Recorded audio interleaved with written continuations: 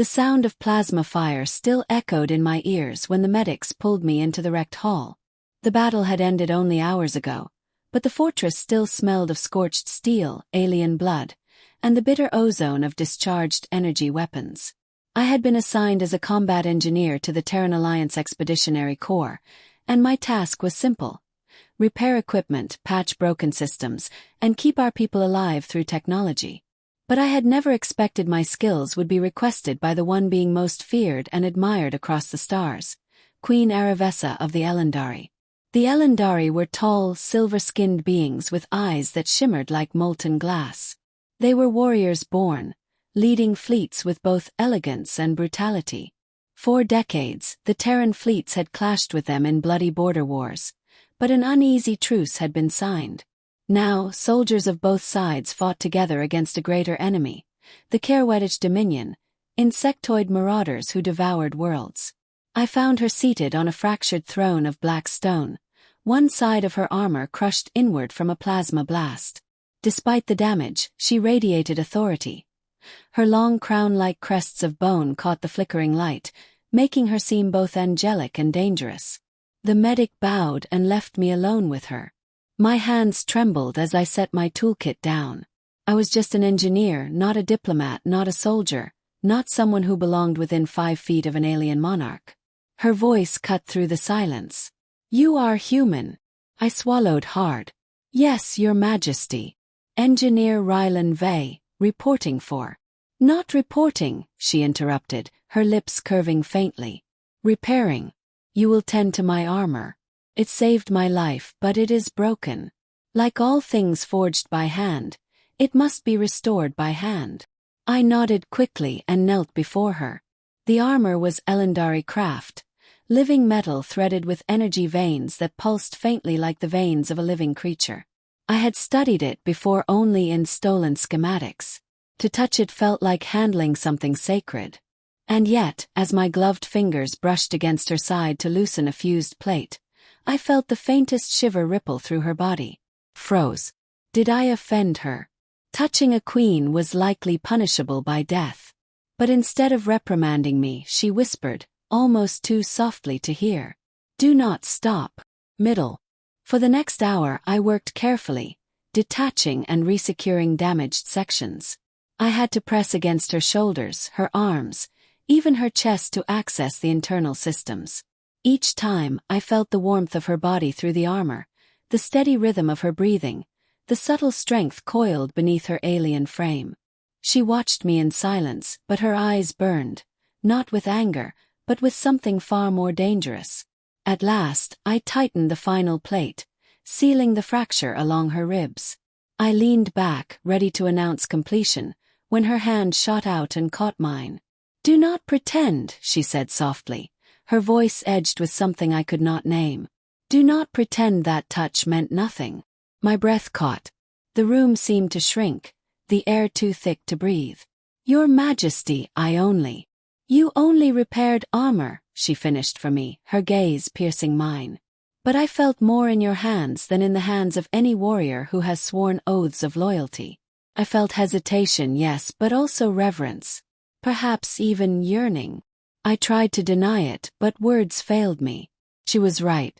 I had felt something, an inexplicable pull, as though the contact had bridged a gulf far wider than the war between our species. Before I could respond, the fortress shuddered.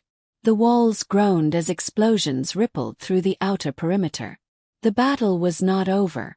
The Kerwedish were launching a counterattack.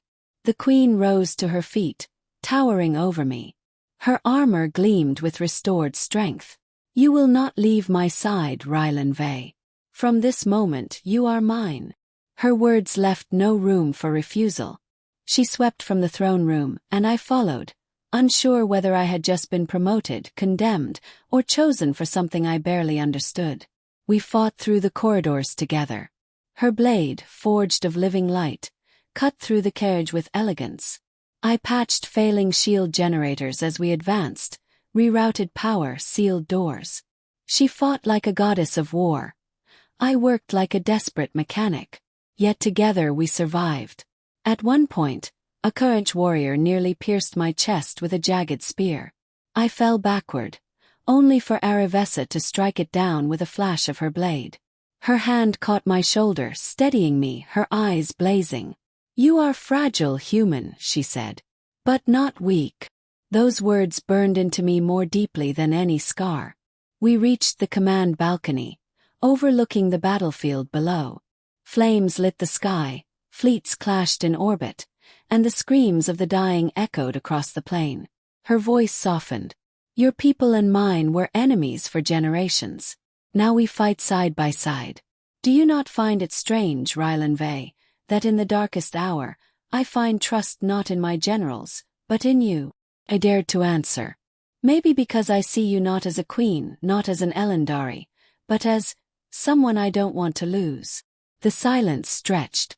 Then she turned toward me, her hand brushing lightly against mine. Even through my gloves, the touch ignited something inside me. But before anything more could be said, the fortress alarm screamed. A massive breach had opened. An enemy war beast was tearing its way inside. Climax. The beast was colossal, armored in chitin thicker than tank plating. Its roar shook the walls as it smashed through defenders. Plasma fire glanced off its hide. Arivessa leapt into battle, her blade flashing like a comet. I ran to the control station, desperately trying to overload the fortress' auxiliary cannons. But the circuits were fried. Only one option remained. I had to manually ignite the unstable core buried beneath the weapon, releasing a blast that would either kill the beast or consume us all. My hands shook as I worked. The alien queen fought alone, each strike slowing, her strength draining. I could see she would not last. Finally, the system roared to life. Energy built in a rising crescendo. But the manual trigger was jammed behind a fused bulkhead. Without hesitation, I ran to it, wedging myself between twisted steel and scorching heat. My gloves melted, my skin seared, but I forced the lever down. The cannons fired. A searing beam of light tore through the beast, splitting it in two. Its death scream shook the fortress before silence fell. I collapsed, half-conscious, pain flooding my body. And then arms wrapped around me. Strong, unyielding, yet trembling faintly. Her voice, low and fierce, spoke against my ear. "You would burn yourself for me?" I managed a broken laugh. "For you. For this alliance. Maybe for both." Her hand cupped my face, forcing my gaze to hers. Her silver eyes glistened with something I had never thought possible from a queen who ruled through fear and awe, vulnerability. "Then hear me, human," she whispered. "Do not pretend this meant nothing. Not your touch, not your courage, not your choice to stay when others would flee.